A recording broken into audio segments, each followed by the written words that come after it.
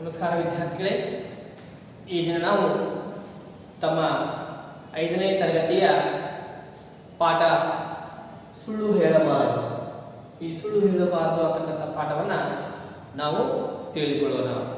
ನೋಡಿ, ಈ ಹಿಂದಿನ ತರಗತಿಯಲ್ಲಿ ನಾವು ಒಟ್ಟಿಗೆ ಬಾಳುವ ಆನಂದ, ನದಿಯ ಅಳಲು, ನಮ್ಮ ಮಾತು ಕೇಳಿ ಅಂತಕ್ಕಂತಹ ಗದ್ಯಪಾಠಗಳನ್ನು ತಿಳಿದುಕೊಂಡಿದ್ದೇವೆ. ಜೊತೆಗೆ ಪದ್ಯಪಾಠಗಳಲ್ಲಿ ಉತ್ತರೆ ಹಾಡು, ಸ್ವಾತಂತ್ರ್ಯದ ಹಣತೆ, ಹಾಗೆ ವಚನಗಳು ಅಂತಕ್ಕಂಥ ಪದ್ಯಗಳನ್ನು ನೋಡಲಾಗಿದ್ದು, ಈಗ ನಾವು ಈ ಸೆಮಿಸ್ಟರ್ನ ಕೊನೆಯ ಗದ್ಯಪಾಠ ಅದು ಸುಳ್ಳು ಹೇಳಬಾರದು. ಈ ಸುಳ್ಳು ಹೇಳಬಾರದು ಅಂತಕ್ಕಂಥ ಪಾಠದ ಲೇಖಕರ ಪರಿಚಯವನ್ನ ಮೊದಲು ನಾವು ಮಾಡಿಕೊಂಡು ನಂತರ ಪಾಠದ ಸಾರಾಂಶಕ್ಕೆ ಹೋಗಬೇಕಾಗುತ್ತದೆ. ಹಾಗಾದ್ರೆ ಸುಳ್ಳು ಹೇಳಬಾರದು ಈ ಪಾಠವನ್ನ ಬರೆದಂತಹ ಸಾಹಿತಿ ಯಾರು ಅಂತಂದ್ರೆ ಅದು ಮೊಹಮ್ಮದ್ ಕುಯಿ. ನೋಡಿ, ಬೋಳುವಾರು ಮೊಹಮ್ಮದ್ ಕುಯಿ ಅಂತ ಹೇಳ್ತೀವಿ.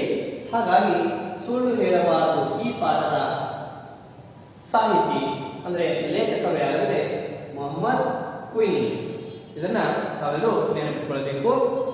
ಈ ಮೊಹಮ್ಮದ್ ಕುಯಿ ಅವರು ಹುಟ್ಟಿದ್ದು ಎಲ್ಲಿ ಮತ್ತು ಯಾವಾಗ ಅಂತಂದ್ರೆ, ನೋಡಿ, ಅವರ ಜನನ 1951 ಅಂತ ಹೇಳ್ತೀವಿ.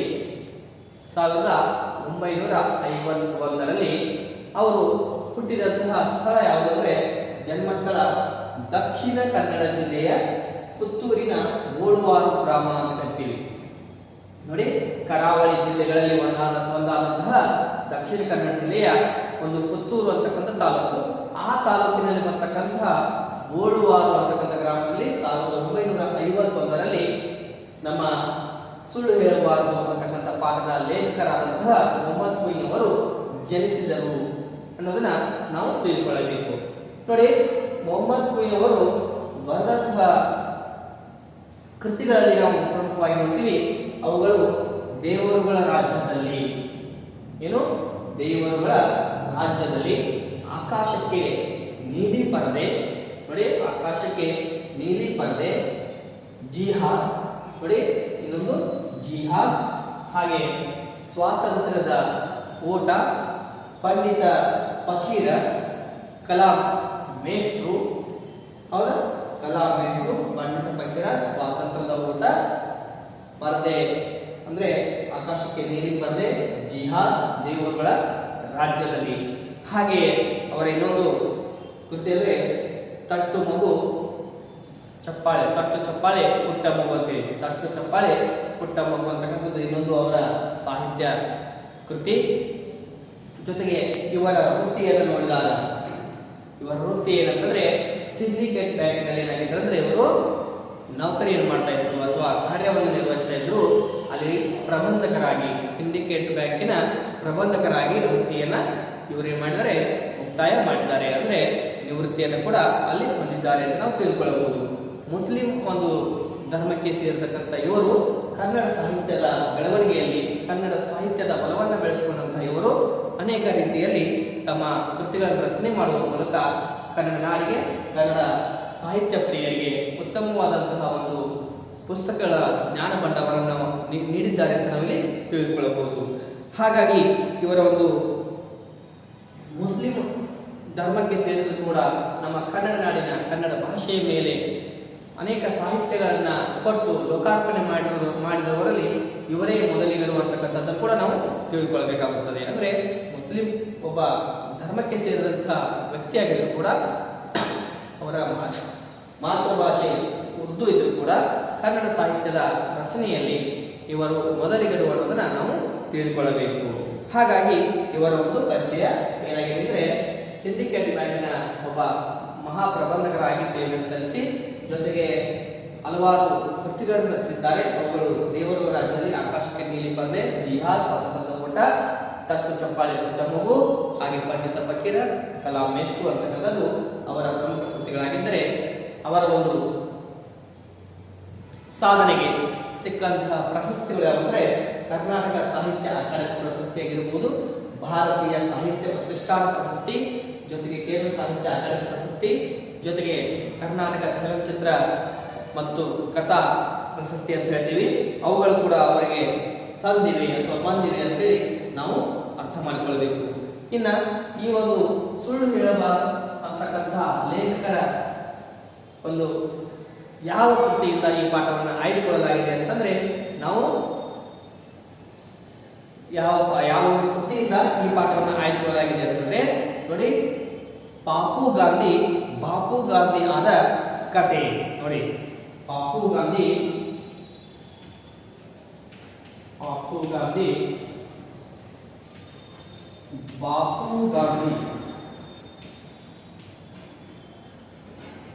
ಆದ ಕತೆ.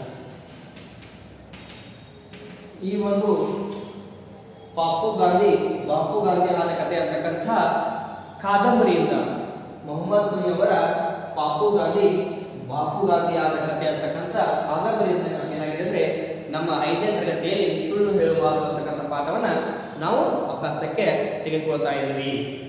ಈ ರೀತಿಯಲ್ಲಿ ನಾವು ಲೇಖಕರ ಪರಿಚಯವನ್ನ ನೋಡಿಕೊಂಡಿದ್ದೀವಿ.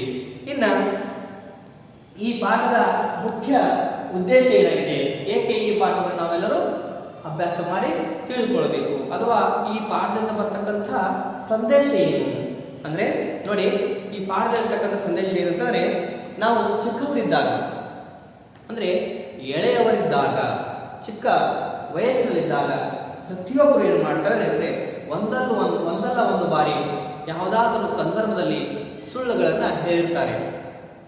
ನೋಡಿ, ನಾನಿರ್ಬೋದು ಅಥವಾ ನೀವುಗಳಿರ್ಬೋದು, ನೀವು ಕೂಡ ನಿಮ್ಮ ಮನೆಗಳಲ್ಲಿ ಅಥವಾ ನಿಮ್ಮ ಶಾಲೆಗಳಲ್ಲಿ ಅಥವಾ ನಿಮ್ಮ ಸ್ನೇಹಿತರ ಬಳಿ ಸಾಕಷ್ಟು ಏನು ಮಾಡ್ತಿದ್ರ ಕೆಲವು ಸಮಯದಲ್ಲಿ ಸುಳ್ಳುಗಳನ್ನ ಹೇಳ್ತಾ ಇರ್ತೀರ. ಹಾಗೆ ನಾನು ಕೂಡ ನನ್ನ ಚಿಕ್ಕ ವಯಸ್ಸಿನಲ್ಲಿ ಕೂಡ ಅನೇಕ ಬಾರಿ ಸುಳ್ಳುಗಳನ್ನು ಹೇಳಿರ್ಬೋದು. ಹೌದಾ? ಇದು ಸಾಮಾನ್ಯವಾಗಿ ಎಲ್ಲರ ಜೀವನದಲ್ಲಿ ಆಗುವಂತಹ ಒಂದು ಘಟನೆ ಅಂತ ನಾವು ತಿಳ್ಕೊಳ್ಳೋದು. ಸುಳ್ಳು ಹೇಳುವುದು ಒಂದು ಘಟನೆ. ಹಾಗಾಗಿ ಇಲ್ಲಿ ಗಾಂಧೀಜಿಯವರು ಕೂಡ ನಮ್ಮ ರಾಷ್ಟ್ರಪಿತ ಆಗಿದ್ರು ಕೂಡ ಅವರು ಕೂಡ ಚಿಕ್ಕವರಿದ್ದಾಗ ಸುಳ್ಳುಗಳನ್ನ ಹೇಳಿದ್ದರು ಅನ್ನೋದನ್ನ ಈ ಪಾಠದಲ್ಲಿ ನಾವು ನೋಡ್ತೀವಿ. ಯಾರು? ಗಾಂಧೀಜಿಯವರು ಕೂಡ ತಮ್ಮ ಒಂದು ಚಿಕ್ಕ ವಯಸ್ಸಿನಲ್ಲಿ ಸುಳ್ಳುಗಳನ್ನ ಹೇಳಿದರು. ಅಂದ್ರೆ ಸುಳ್ಳನ್ನು ಹೇಳದೇ ಇರತಕ್ಕಂಥ, ಚಿಕ್ಕ ವಯಸ್ಸಿನಲ್ಲಿ ಸುಳ್ಳನ್ನು ಹೇಳದೇ ಇರತಕ್ಕಂಥ ಯಾವ ವ್ಯಕ್ತಿಯೂ ಕೂಡ ಇಲ್ಲ ಅನ್ನೋದನ್ನ ನಾವು ಅರ್ಥ ಮಾಡಿಕೊಳ್ಳಬೇಕು. ಅದಕ್ಕೆ ಗಾಂಧೀಜಿಯವರು ಕೂಡ ಉದಾಹರಣೆ, ನಮ್ಮ ಸುಭಾಷ್ ಚಂದ್ರ ಬೋಸ್ ಕೂಡ ಉದಾಹರಣೆಯಾಗಿರ್ತಾರೆ. ನಮ್ಮ ಎಷ್ಟೇ ದೊಡ್ಡ ಮಹಾನ್ ವ್ಯಕ್ತಿಗಳನ್ನು ತೆಗೆದುಕೊಂಡ್ರೂ ಕೂಡ ಅವರೆಲ್ಲ ಚಿಕ್ಕವರಿದ್ದಾಗ ಒಂದಲ್ಲ ಒಂದು ಬಾರಿ ಆದರೂ ಸುಳ್ಳುಗಳನ್ನ ಹೇಳಿ ಇರ್ತಾರೆ. ಇದು ನಾವು ನೆನಪಿಸಿಕೊಳ್ಬೇಕು.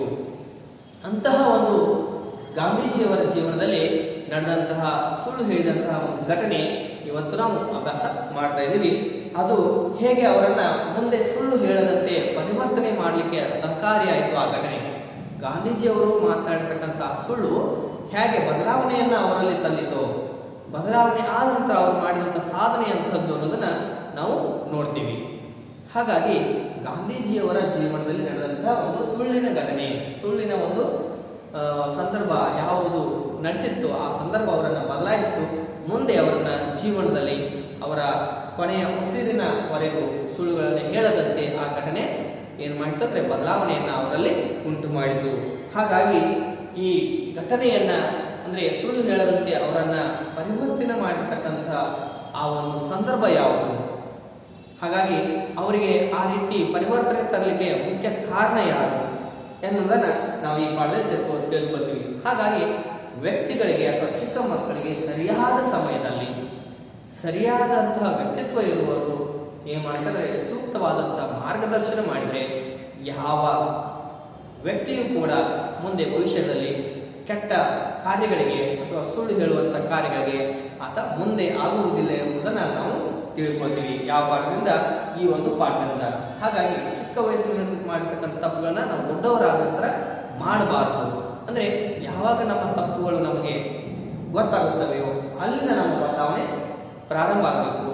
ತಪ್ಪುಗಳನ್ನು ಮತ್ತೆ ನಾವು ಮಾಡದೆ ಅದನ್ನು ಸರಿಪಡಿಸಿಕೊಂಡು ತಿದ್ದಿಕೊಂಡು ಮುಂದೆ ಹೋಗುವಂಥ ಕೆಲಸಕ್ಕೆ ಅಥವಾ ಒಂದು ಮನಸ್ಥಿತಿಗೆ ನಾವೆಲ್ಲರೂ ಬರಬೇಕು ಅನ್ನುವುದು ಈ ಪಾಠದಿಂದ ಬರ್ತಕ್ಕಂಥ ಸಂದೇಶ. ಅಂದರೆ ಈ ಪಾಠದಿಂದ ಬರ್ತಕ್ಕಂಥ ತಿಳುವಳಿಕೆ ಅನ್ನೋದನ್ನ ನಾವು ಅರ್ಥ ಮಾಡಿಕೊಳ್ಬೇಕು. ಅಂದರೆ ನೆನಪಿಕೊಳ್ಳಿ, ಸುಳ್ಳು ಹೇಳಬಾರದು, ಇದು ಎಲ್ಲರಿಗೂ ಗೊತ್ತಿರಬೇಕಾದಂಥ ಸತ್ಯ. ಯಾವಾಗ ನಾವು ಸುಳ್ಳಿನ ಸರಮಾಲೆಯನ್ನ ಜೋಡಿಸ್ತೀವೋ ಆಗ ಬದುಕು ಏನಾಗುತ್ತಂದ್ರೆ ಸ್ವಲ್ಪ ಆಯವ್ಯಯ ತಪ್ಪಿ ಏನಾಗುತ್ತಂದ್ರೆ ನಮ್ಮ ದುಸ್ಥಿತಿಗೆ ಅದು ಕಾರಣ ಆಗಬಹುದು. ಆ ಕಾರಣಕ್ಕಾಗಿ ಸುಳ್ಳನ್ನು ನಾವು ಹೇಳಬಾರದು. ಈಗಾಗಲೇ ವಚನದಲ್ಲಿ ನೋಡಿದೀವಿ ನಾವು, ಬಸವಣ್ಣವರ ವಚನ, ಕಳಬೇಡ ಕೊಲಬೇಡ, ಹಸಿಯ ನುಡಿಯಲು ಬೇಡ, ಮುನಿಯ ಬೇಡ ನೆರೆಗಸೆಯ ಪಡಬೇಡ, ತನ್ನ ಬಣ್ಣಿಸಬೇಡ ಇದರ ಹಳೆಯಲು ಬೇಡ, ಇದೇ ಅಂತರಂಗ ಶುದ್ಧಿ, ಇದೇ ಬಹಿರಂಗ ಶುದ್ಧಿ, ಇದೇ ನಮ್ಮ ಕೂಡಲ ಸಂಗಮ ದೇವನಿಸುವ ಪರಿ ಅಂತಕ್ಕಂತಹ ಒಂದು ವಚನದಲ್ಲಿ ನಾವು ಸಾಕಷ್ಟು ವಿವರಣೆಯನ್ನು ನೋಡಿದೀವಿ. ಅಲ್ಲಿ ಹೇಳ್ತಾರೆ ಕಳಬೇಡ ಕೊಲಬೇಡ ಹುಸಿಯ ನುಡಿಯಲು ಬೇಡ ಅಂತೇಳಿ.